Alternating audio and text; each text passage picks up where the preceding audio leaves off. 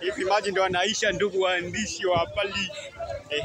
Hapa Kitunda shule kumetokea mpasuko, bomba limekatika, ili tuseme la Dawasco, sijui la nani. Maji ntuku anakwenda hivi. Hadi sasa hivi hatujapata msaada wowote. Na hapa kunaonekana kuna hatari yoyote muda si mrefu itatokea. Ndio kama hivi tunavyoona.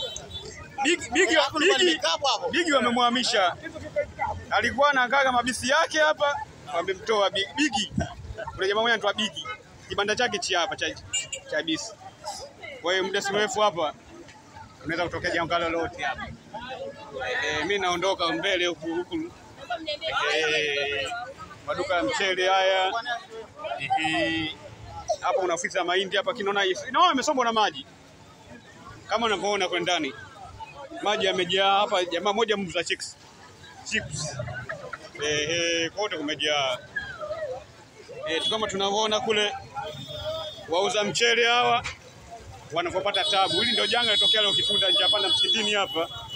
Kama hivi. Hii sio mvua. Ni bomba tu limepasuka. Bomba limepasuka, watu wanahamisha vitu vyao, unaona maji yanapokwenda. Nilitaka kushangaa. Hii mvua yenyewe imeisha saa ngapi? Sasa ndio naomba kupita. Twende mshauri. Tumepata hasara hivi. Mchele mwingi sana umeloa. Ila tumpigie mwenyekiti anatujibu.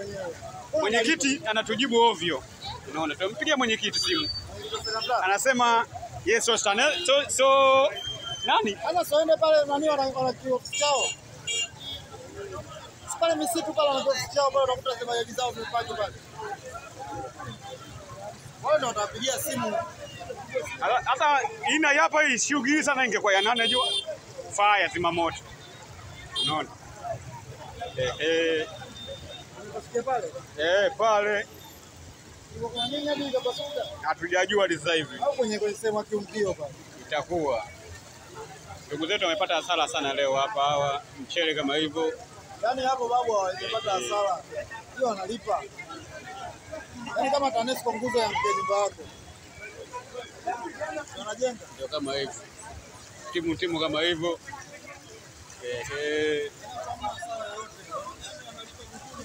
Maji kama hivi. Sio mvua hii, kama jibu mvua imenyesha Kitunda peke yake. Hata hii ni bomba tu la Dawasco, lakini tuseme limepasuka.